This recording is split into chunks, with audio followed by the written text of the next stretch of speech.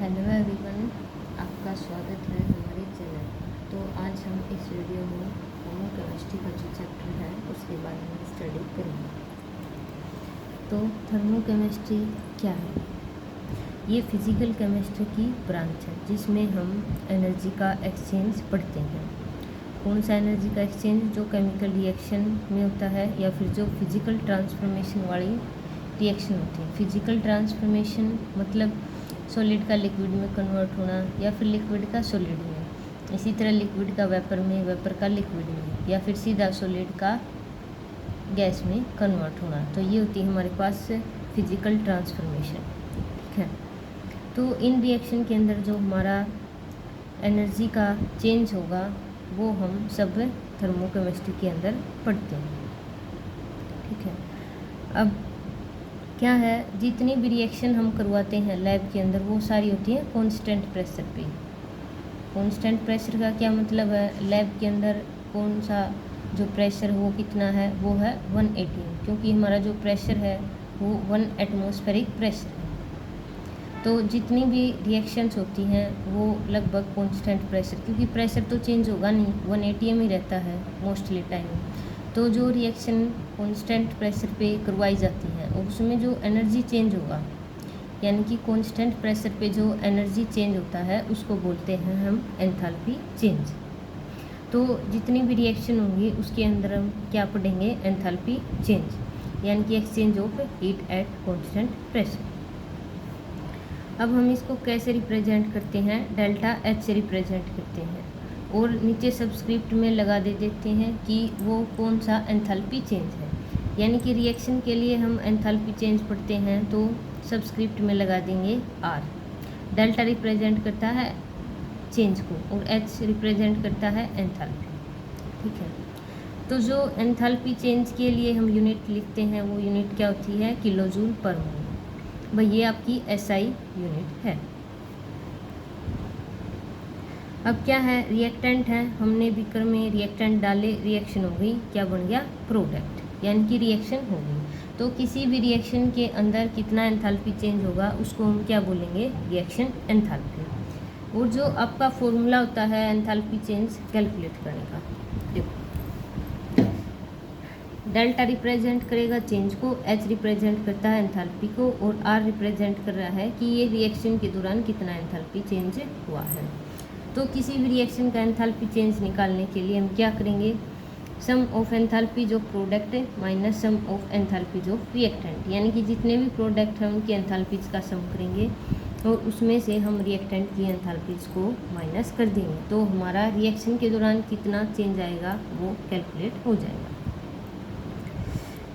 अब क्या, ये जो एंथैल्पी है हमारे पास एक्सटेंसिव प्रॉपर्टी, यानी कि ये अमाउंट पर डिपेंड करेगी। तो हमें फिर स्टोइकियोमेट्रिक कोफिशिएंट, यानी कि हमें ये भी मेंशन करना पड़ेगा कि हमारे पास कितने मोल रिएक्टेंट के हैं, कितने तो रिएक्टेंट के हैं और कितने प्रोडक्ट के। यानी कि जब हम इस फॉर्मूले में वैल्यू रखेंगे तो सभी रिएक्टेंट की और सभी प्रोडक्ट की लिखेंगे।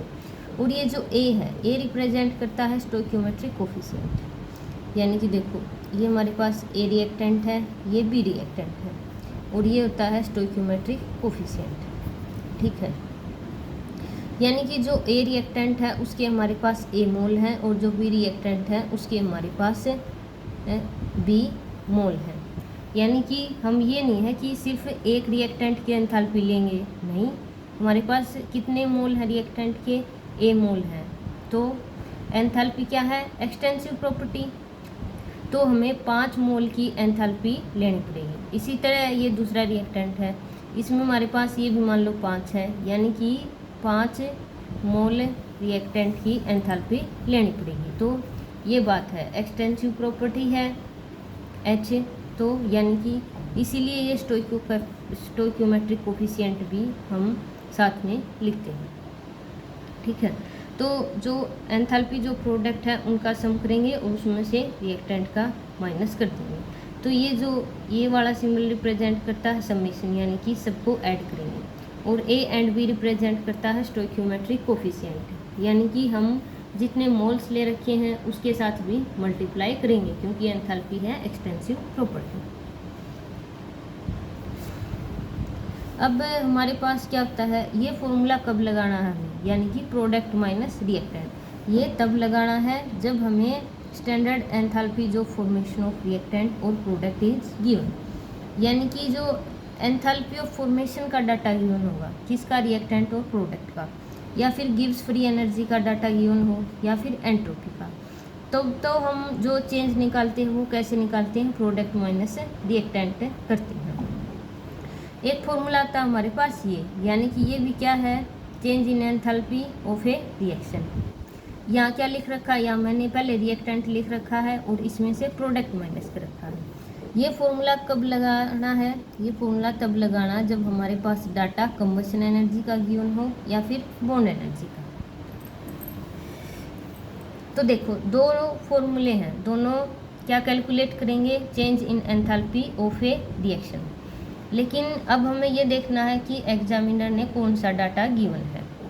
अगर कंबशन एनर्जी या फिर बॉन्ड एनर्जी का डाटा गिवन है तो हम जो रिएक्टेंट की एंथैल्पी है उसमें से हम प्रोडक्ट ही माइनस करेंगे, तो हमारा रिएक्शन का एंथैल्पी चेंज आ जाएगा।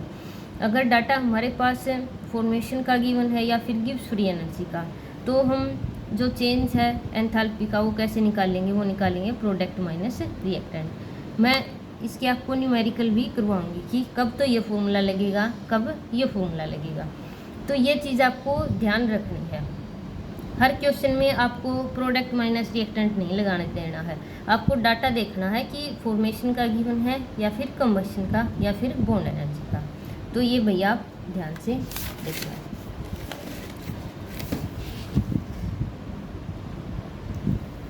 अब है स्टैंडर्ड एंथैल्पी ऑफ रिएक्शन। अब ये स्टैंडर्ड क्या चीज़ है, स्टैंडर्ड इंडिकेट करता है कि हमारा जो टेम्परेचर है वो है 25 डिग्री सेल्सियस, यानी कि जो रूम टेम्परेचर है वो 25 डिग्री सेल्सियस होता है, और हमारा जो प्रेशर है वो कितना है 1 atm, यानी कि टेम्परेचर जब 25 डिग्री सेल्सियस है और प्रेशर 1 atm है तो उसको हम स्टैंडर्ड कंडीशन बोल देते हैं। ठीक है, तो हर जगह हम स्टैंडर्ड यूज करेंगे तो आप समझ जाना है कि जो रिएक्शन है वो रूम टेम्परेचर पे हो रही है और जो प्रेशर है वो 1 atm रहता ही है, इसलिए हम बोल देते हैं कि कांस्टेंट प्रेशर के अंदर हम रिएक्शन करवा रहे हैं, और जो हीट का चेंज होगा उसको हम बोल देंगे एंथैल्पी चेंज। तो ये है स्टैंडर्ड का मीनिंग।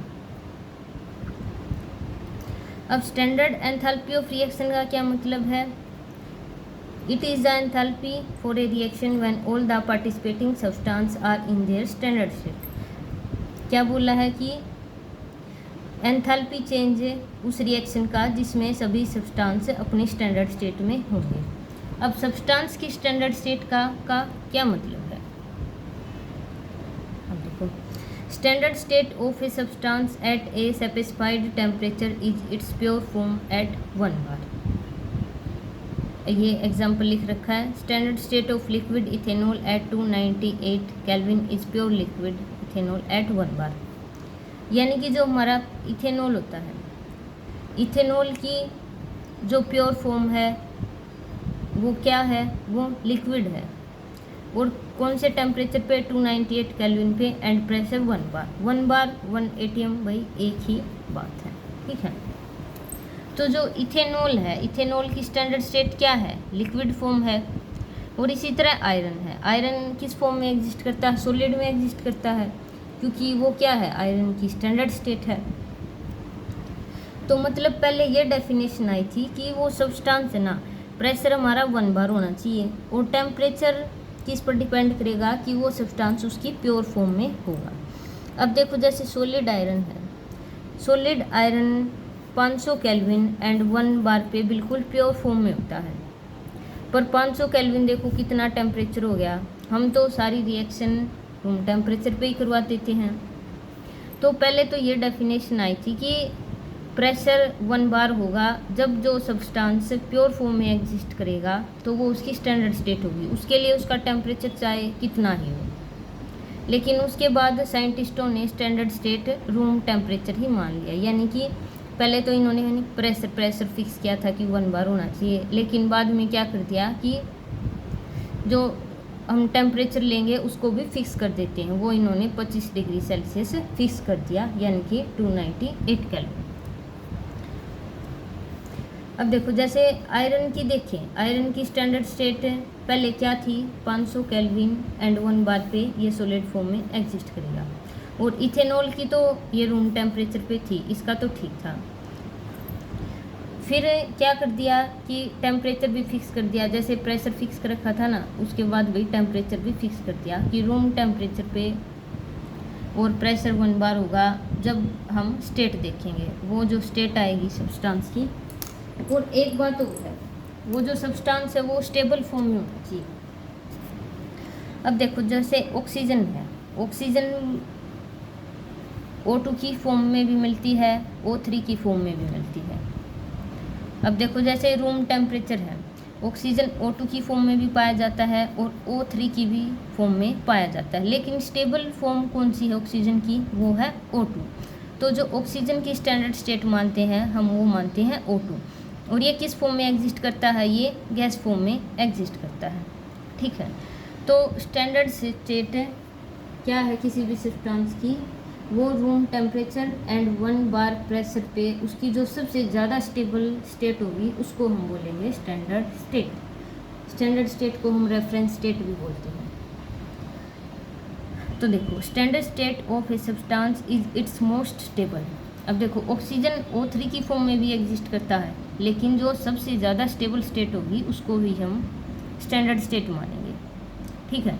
तो ऑक्सीजन की स्टैंडर्ड स्टेट क्या हुई, O2, और किस फॉर्म में एग्जिस्ट करता है, गैस फॉर्म में। तो ये हमें ध्यान रखना, ये नहीं है कि O2 लिक्विड स्टैंडर्ड स्टेट नहीं है, स्टैंडर्ड स्टेट क्या है, O2 गैस। तो ये हमें फेज भी देखना है कि लिक्विड सॉलिड, ये नहीं है कि सिर्फ O2 लिख दिया, नहीं, O2 गैस फेज में है तो ये स्टैंडर्ड स्टेट है, अदरवाइज ये स्टैंडर्ड नहीं है, O2 लिक्विड नहीं है। तो देखो ये डेफिनेशन है, साथ में हमें फेज भी मेंशन करनी है। जैसे नाइट्रोजन है, नाइट्रोजन रूम टेम्परेचर पे कैसे एग्जिस्ट करती है, N2 की फॉर्म में, N2 गैस। तो ये है नाइट्रोजन की स्टैंडर्ड स्टेट। ये वही मैंने यहाँ सबकी स्टैंडर्ड स्टेट लिखी है। जैसे वाटर है, वाटर रूम टेम्परेचर पे कैसे एग्जिस्ट करता है, लिक्विड में। अगर कोई वाटर की क्या पूछे स्टैंडर्ड स्टेट, तो वो क्या होगी, H2O लिक्विड। और H2O गैस है, क्या इसकी स्टैंडर्ड स्टेट होगी, नहीं होगी ना।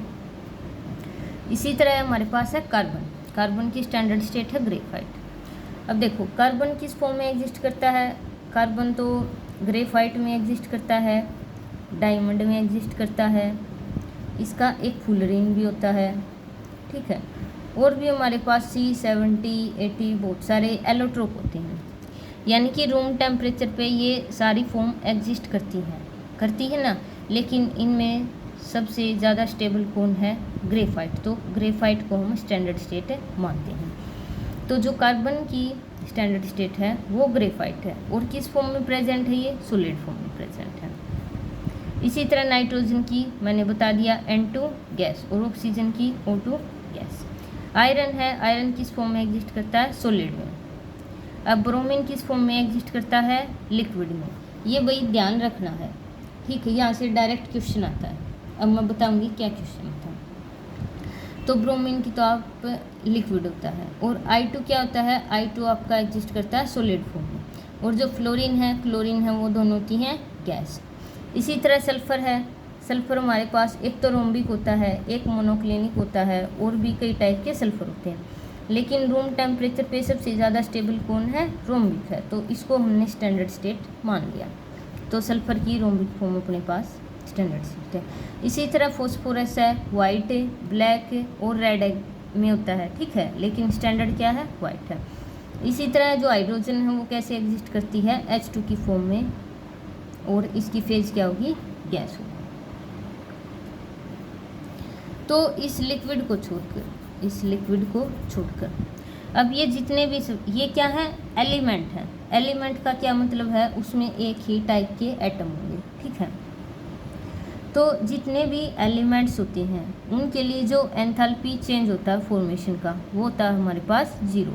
तो यहाँ से डायरेक्ट क्वेश्चन आता है, आपको एग्जामिनर 4 ऑप्शन दे देगा कि किस एलिमेंट के लिए स्टैंडर्ड एंथैल्पी ऑफ फॉर्मेशन 0 होता है। तो 0 होगा आपका इनके लिए। अब जैसे क्वेश्चन आ गया कि कार्बन के लिए, कार्बन की किस फॉर्म के लिए ये डेल्टा H 0 होगा, तो आपके पास एक तो ग्रेफाइट का ऑप्शन होगा, एक आपके पास डायमंड का होगा, ठीक है, और एक आपके पास फुलरिंग का होगा, और एक ऑप्शन और दे रखा होगा। तो ये 4 ऑप्शन दे देगा और ये पूछ लेगा कि किसके लिए जो स्टैंडर्ड एंथैल्पी ऑफ फॉर्मेशन है वो 0 है। वो किसके लिए होगी? ग्रेफाइट के लिए, क्योंकि ग्रेफाइट सबसे ज़्यादा स्टेबल है। तो किसी भी एलिमेंट के लिए जो स्टैंडर्ड एंथैल्पी ऑफ फॉर्मेशन होता है वो होता है 0। तो यानी कि कार्बन से लेकर H2 तक इनके लिए जो डेल्टा H की वैल्यू होगी वो क्या होगी? 0। H2O के लिए 0 नहीं होगी। H2O किस में आ गया? H2O आ गया कंपाउंड में, यानी कि इसमें एक से ज़्यादा टाइप के एलिमेंट आ गए। तो प्योर एलिमेंट के लिए अगर हीट ऑफ फॉर्मेशन पूछा जाए वो आएगा 0। अब हमें वो एलिमेंट भी देखना है कि वो उसकी स्टैंडर्ड स्टेट में गिवन है या नहीं है। अब आता है सॉल्वेंट या फिर सॉल्यूशन। हम सॉल्यूशन के केस में हम जो 1 मोलर कंसंट्रेशन होती है उसको स्टैंडर्ड मान लेते हैं, और गैसेज के केस में हम 1 बार प्रेशर को स्टैंडर्ड मान लेते हैं। अब ये क्या था? Standard enthalpy of reaction. तो मैंने क्या बताया था कि उस रिएक्शन का एंथैल्पी चेंज जिसमें जो पार्टिसिपेटिंग सब्सटेंस है वो सभी स्टैंडर्ड स्टेट में होंगे। ठीक है, अब आपको समझ में आ गया स्टैंडर्ड स्टेट का क्या मतलब है। कोई भी एलिमेंट रूम टेम्परेचर पर उसकी जो सबसे ज़्यादा स्टेबल स्टेट होगी उसको बोलेंगे स्टैंडर्ड स्टेट या फिर रेफरेंस स्टेट। अब जैसे H2O है, H2O कैसे एग्जिस्ट करता है? लिक्विड में, तो ये इसकी स्टैंडर्ड स्टेट है। ठीक है, CH4 कैसे एग्जिस्ट करती है? गैस फेज में एग्जिस्ट करती है। और जो बेंजीन है C6H6 वो किस में एग्जिस्ट करता है? लिक्विड में। तो ये तो है कंपाउंड की स्टैंडर्ड स्टेट, और ये मैंने बताई थी ये थी एलिमेंट की, यानी कि एक ही टाइप के एटम है। तो अगर एलिमेंट के लिए डेल्टा H पूछे तो क्या होगा? 0। H2O के लिए 0 नहीं है। देखो ये क्या है? कंपाउंड है। कंपाउंड और एलिमेंट में डिफरेंस है। कंपाउंड में क्या है? एक से ज़्यादा टाइप के एटम बाइंड करके एक मॉलिक्यूल बना लेंगे या फिर कंपाउंड बना लेंगे। और एलिमेंट में क्या है? अकेला एक एटम भी हो सकता है, 2 एटम भी हो सकते हैं, लेकिन वो दोनों एक से होंगे। तो एलिमेंट क्या है? प्योर फॉर्म है। लेकिन H2O क्या है? कंपाउंड है। तो इसके लिए जो हीट ऑफ फॉर्मेशन है वो 0 नहीं है। इसी तरह इसके लिए वो भी 0 नहीं है। ठीक है, तो बस सारा खेल इसी का है। मतलब आपको पता है ना कि किसी एलिमेंट की स्टैंडर्ड स्टेट क्या है, तो आप सारे क्वेश्चन आसानी से कर लोगे। अब देखो ये न्यूमेरिकल आएगा। Calculate the standard enthalpy change for the following reaction, यानी कि ये रिएक्शन दे दी और इसने एंथैल्पी चेंज पूछ लिया। ठीक है, इसने क्या पूछा? Standard enthalpy change. मैंने क्या बोला था कि सारे सब्सटेंस स्टैंडर्ड स्टेट में होने चाहिए। ठीक है, आप इस स्टैंडर्ड स्टेट को ये मैंने समझाने के लिए था। जितनी भी रिएक्शन होंगी वो सारी रूम टेम्परेचर पे होंगी, तो उसमें हम लिखें या ना लिखें, तो इसमें आपको कंफ्यूज नहीं होना है। तो आप सिंपली ये देखो कि रिएक्शन का एंथैल्पी चेंज निकालना है। तो मैंने कैसे बताया था? आप डाटा देखो कौन सा गिवन है। अब ये CH4 की कंबशन रिएक्शन है, यानी कि जब भी कोई सब्सटेंस ऑक्सीजन के साथ कंबाइन करता है तो वो बेसिकली हमारे पास कंबशन रिएक्शन होती है।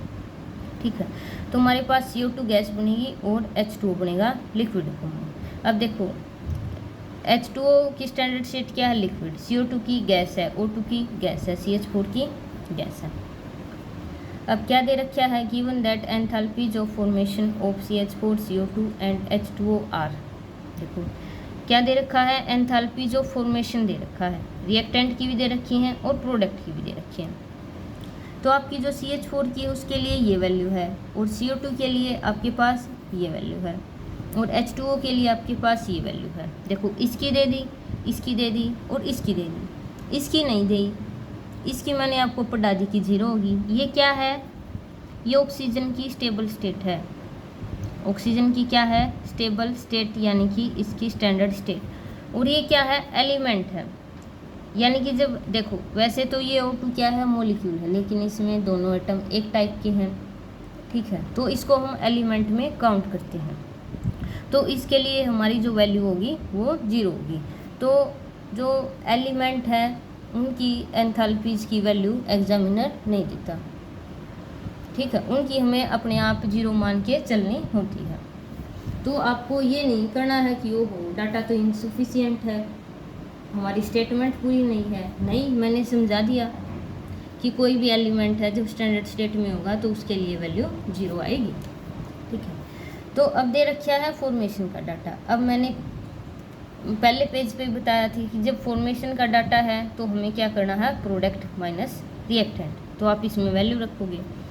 और देखो क्या बताया था मैंने, एंथैल्पी क्या है, एक्सटेंसिव प्रॉपर्टी, तो हमें मोल्स भी देखने पड़ेंगे। अब ये जो वैल्यू है ये इसने दे रखी है, 1 मोल की वैल्यू है ये, देखो किलो जूल पर मोल। अब मैंने एंथैल्पी की यूनिट भी बताई थी, किलो जूल पर मोल, ये SI यूनिट है। तो ये जो CH4 की ये जो वैल्यू है ये सिर्फ 1 मोल के लिए दे रखी है। यहाँ कितने मोल हैं, यहाँ भी 1 मोल है, तो ठीक है, काम चल जाएगा, अपना ऐसे ही रख देंगे।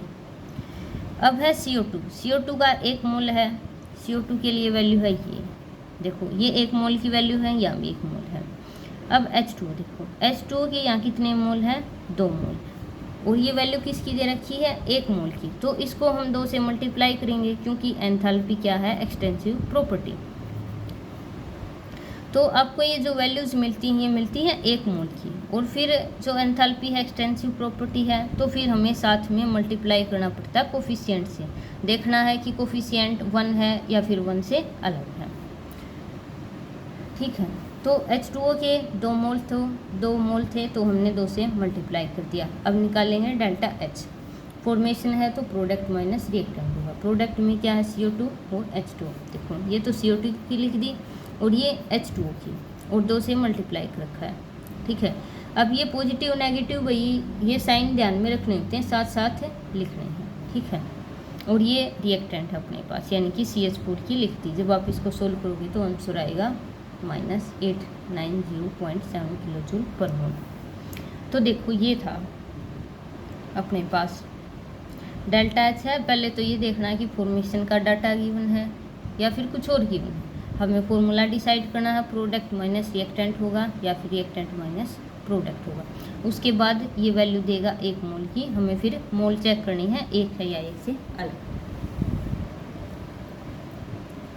अब है next question, if the bond energies of HH bond BR and HBr are 433, 192 and 364 kilo joule per mole respectively, the delta H for reaction.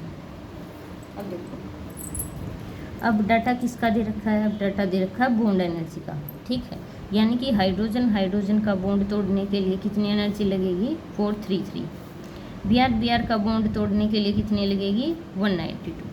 ये वैल्यू क्या है, ये है सिर्फ एक बॉन्ड तोड़ने के लिए, कितना, 1 मोल ऑफ बॉन्ड।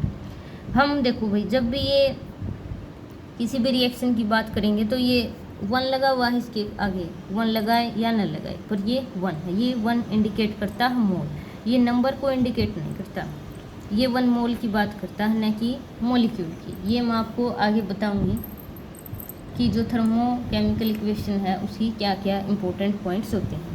तो ये हमारे पास 1 मोल ऑफ H2 है, ये 1 मोल ऑफ Br2 है, ये 2 मोल ऑफ HBr है।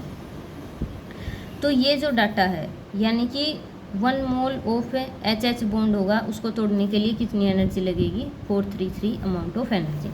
इसी तरह 1 मोल ऑफ Br का बॉन्ड होगा, उसको तोड़ने के लिए 192 है। और फिर क्या है, HBr का बॉन्ड, यानी कि 1 मोल ऑफ HBr का बॉन्ड लेंगे, उसको तोड़ने के लिए इतनी एनर्जी लगेगी, ठीक है। अब बॉन्ड एनर्जी का डाटा है तो क्या करना है, रिएक्टेंट माइनस प्रोडक्ट, मैंने बता दिया पहले क्यों होगा रिएक्टेंट माइनस प्रोडक्ट। अब क्योंकि एक्सटेंसिव प्रॉपर्टी है तो हमें मोल्स भी देखने पड़ेंगे। अब HBr की यहाँ कितने मोल हैं, या तो 2 मोल हैं, तो जो HBr की वैल्यू है, यानी देखो HBr का बॉन्ड तोड़ने के लिए वैल्यू कितनी है, 364 है, लेकिन ये 1 मोल के लिए है, यहाँ कितने HBr है, या 2 HBr है, तो ये जो वैल्यू है आपकी ये 2 से मल्टीप्लाई होगी, क्या होगा, रिएक्टेंट माइनस प्रोडक्ट। तो रिएक्टेंट में क्या है, H2 एंड Br2, इनका 1 मोल है, तो वैल्यू एज इट इज रखी जाएंगी, ये वैल्यू, यहाँ पे इन दोनों को ऐड करोगे, इसमें से प्रोडक्ट ही माइनस करोगे तो आपका आंसर आ जाएगा ये वाला। ठीक है, तो ये ध्यान रखना है कि पहली बात तो कौन सा डाटा गिवन है और कौन सा फॉर्मूला लगेगा, अदरवाइज तो आपका जो क्वेश्चन है वो गलत हो जाएगा। देखो आपका आंसर तो आ जाएगा, लेकिन ये जो प्लस माइनस का निशान है ना, आपकी इसमें गड़बड़ हो जाएगी। और प्लस माइनस का निशान तो वही ध्यान रखना।